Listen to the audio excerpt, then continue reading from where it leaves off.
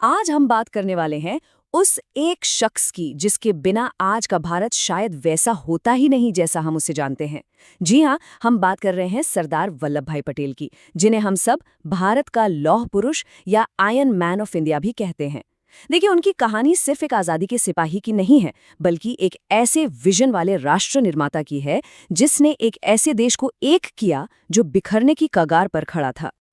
एक पल के लिए इस सवाल पर सोचिए।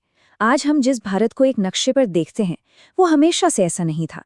1947 में जब हमें आज़ादी मिली, तो एक बहुत बड़ा खतरा था, एक असली खतरा, कि भारत सैकड़ों छोटे छोटे आज़ाद देशों में बढ़ जाता। ये एक ऐसा संकट था जो हमारे नए नए आज़ाद हुए देश के वजूद को ही खत्म कर सकता था। ये नंबर देखिए, 565। ये कोई छोटा मोटा आंकड़ा नहीं है। ये उन रियासतों की संख्या थी जिन्हें अंग्रेजों ने जाते जाते 3 ऑप्शन दिए थे। या तो भारत में शामिल हो जाओ, या पाकिस्तान में, या फिर अपना अलग देश बना लो। सोचिए, हर रियासत का अपना राजा, अपनी सेना, अपने सपने। ये नंबर दिखाता है कि उस वक्त के हमारे नेताओं के सामने कितनी बड़ी, कितनी विशाल चुनौती थी। सच कहूं तो पूरे देश का भविष्य ही दांव पर लगा था। तो चलिए थोड़ा पीछे चलते हैं, साल 1947 में। माहौल कैसा था?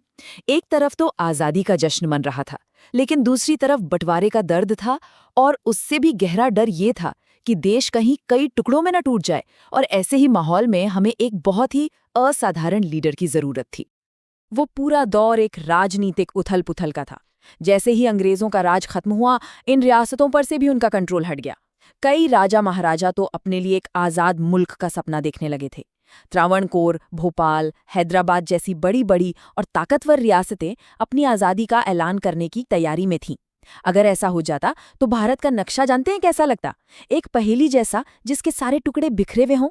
इस बहुत ही नाजुक मोड़ पर हमें एक ऐसे लीडर की जरूरत थी जिसका विजन एकदम साफ हो और इरादे चट्टान की तरह मजबूत हों। और वो लीडर थे वल्लभ भाई पटेल। पेशे से एक कामयाब बैरिस्टर थे, लेकिन महात्मा गांधी की एक आवाज पर अपनी चलती हुई वकालत छोड़कर आज़ादी की लड़ाई में कूद पड़े।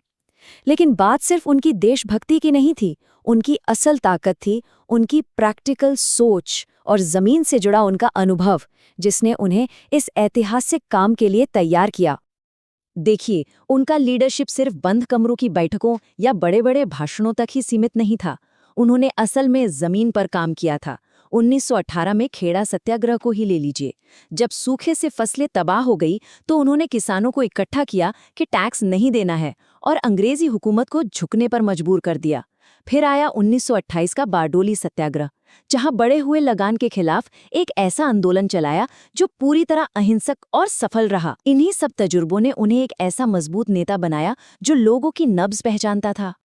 ये जो सरदार की उपाधि है ना, ये उन्हें किसी पॉलिटिकल कमेटी ने नहीं दी थी। ये नाम उन्हें बारडोली की उन औरतों ने दिया था जिनके हक के लिए वो लड़े थे।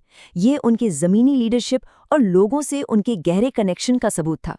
इससे पता चलता है कि उनका नेतृत्व लोगों के बीच से निकला था, और इसीलिए लोग उन पर इतना भरोसा करते थे। ये सिर्फ एक नाम नहीं था, ये वो इज्जत थी जो उन्होंने अपनी सेवा से कमाई थी।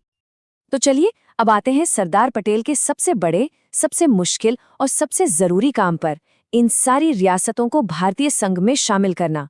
ये एक ऐसा काम था जो उस वक्त लगभग नामुमकिन सा लगता था, लेकिन पटेल की दूर की सोच और उनकी जबरदस्त इच्छा शक्ति ने इसे मुमकिन कर दिखाया। पटेल सिर्फ एक आदर्शवादी नहीं थे, वो एक हार्डकोर रियलिस्ट भी थे। वो हालात की गंभीरता को अच्छे से समझते थे, और उन्होंने साम दाम दंड भेद की नीति अपनाई, जिसे अंग्रेजी में हम कैरेट एंड स्टिक पॉलिसी कहते हैं। मतलब, एक तरफ तो उन्होंने राजाओं को प्रिवी पर्स यानी सरकारी पेंशन और उनके टाइटल्स बनाए रखने जैसे लालच दिए। उन्होंने देशभक्ति की दुहाई दी, उन्हें एक महान भारत बनाने की बात में हिस्सेदार बनने को कहा। ये था प्रलोभन या अ कैरेट। इस पॉलिसी का सबसे बेहतरीन उदाहरण हमें जूनागढ़ और हैदराबाद के केस में देखने को मिलता है। जूनागढ़ का नवाब पाकिस्तान में शामिल होना चाहता था, जबकि वहां की ज्यादातर जनता हिंदू थी और ज्योग्राफिकली भी जूनागढ़ भारत से ही घिरा था। पटेल ने डिप्लोमेसी का इस्तेमाल किया और वहां जनमत संग्रह यानी पब्लिक वोटिंग कराई, जिसमें लोगों ने भारी वोटों से भारत के हक में फैसला सुनाया। ये थी प्रलोभन की कामयाबी। वहीं दूसरी तरफ हैदराबाद का निजाम था, जो उस समय दुनिया के सबसे अमीर लोगों में से एक था और एक आज़ाद देश का सपना देख रहा था। जब बातचीत के सारे रास्ते बंद हो गए तो पटेल ने ऑपरेशन पोलो नाम से एक तेज पुलिस एक्शन का ऑर्डर दिया। बस कुछ ही दिनों में हैदराबाद भारत का हिस्सा बन गया। ये था दंड या द स्टिक, जिसने ये साफ कर दिया कि भारत की एकता से कोई समझौता नहीं होगा। देखिए, रियासतों को नक्शे पर जोड़ देना ये तो लड़ाई का बस एक हिस्सा था। पटेल ये बात अच्छी तरह जानते थे कि इस एकता को अगर लंबे समय तक बनाए रखना है तो एक मजबूत एडमिनिस्ट्रेटिव स्ट्रक्चर की जरूरत पड़ेगी। एक ऐसा ढांचा जो पूरे देश को एक धागे में पिरोकर रखे। पटेल के ये शब्द उनकी दूर की सोच को दिखाते हैं। वो जानते थे कि इतना बड़ा और विविधताओं से भरा देश सिर्फ राजनीतिक नारों से नहीं चल सकता। इसे चलाने के लिए एक ईमानदार, काबिल और एक यूनिफाइड ब्यूरोक्रेसी की जरूरत होगी, जिसकी वफादारी किसी राज्य या इलाके से नहीं बल्कि सीधे भारत के संविधान से हो। और इसी सोच से जन्म हुआ अखिल भारतीय सेवाओं का, यानी ऑल इंडिया सर्विसेज का। आईएएस और आईपीएस जैसी सर्विसेज इसी का नतीजा हैं। उन्होंने इन सेवाओं को भारत का स्टील फ्रेम कहा। क्यों?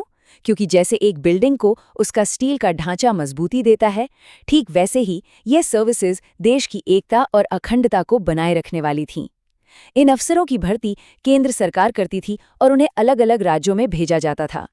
इससे ये तय होता था कि लोकल प्रेशर्स के बावजूद देश का हित हमेशा ऊपर रहे। ये एक ऐसा ढांचा था जो आज भी भारत की एडमिनिस्ट्रेटिव यूनिटी की रीढ़ है। सरदार पटेल का काम 1950 में उनके निधन के साथ खत्म नहीं हुआ। उन्होंने जिस मजबूत भारत की नींव रखी वो आज भी हमारे देश का आधार है। उनकी विरासत को, उनके काम को आज भी पूरे सम्मान के साथ याद किया जाता है। देश उनके योगदान को कभी नहीं भूला। 1991 में उन्हें मरणोपरांत भारत के सबसे बड़े सम्मान भारत रत्न से नवाजा गया।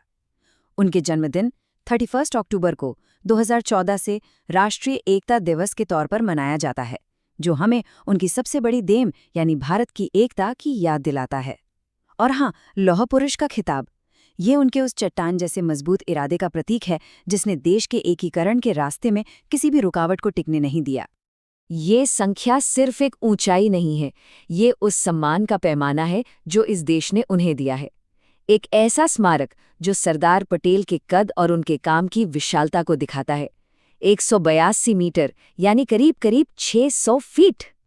गुजरात में नर्मदा नदी के किनारे बनी स्टैच्यू ऑफ यूनिटी सिर्फ दुनिया की सबसे ऊंची मूर्ति नहीं है। नहीं, ये इस बात का एक बहुत ही पावरफुल सिंबल है कि कैसे एक इंसान के इरादे ने 565 बिखरे हुए टुकड़ों को जोड़कर एक राष्ट्र बना दिया। ये मूर्ति हमें हर दिन याद दिलाती है कि भारत की एकता कितनी कीमती है और इसे पाने के लिए कितनी बड़ी मेहनत की गई थी। तो सरदार पटेल ने तो अपना काम पूरा कर दिया, उन्होंने हमें एक अखंड भारत सौंप दिया। लेकिन कहानी यही खत्म नहीं होती। ये आखिरी सवाल हमें सोचने पर मजबूर करता है कि जिस एकता को इतनी मुश्किलों से पाया गया, उसे बनाए रखना अब किसकी जिम्मेदारी है? ये विरासत अब हम सबके हाथों में है।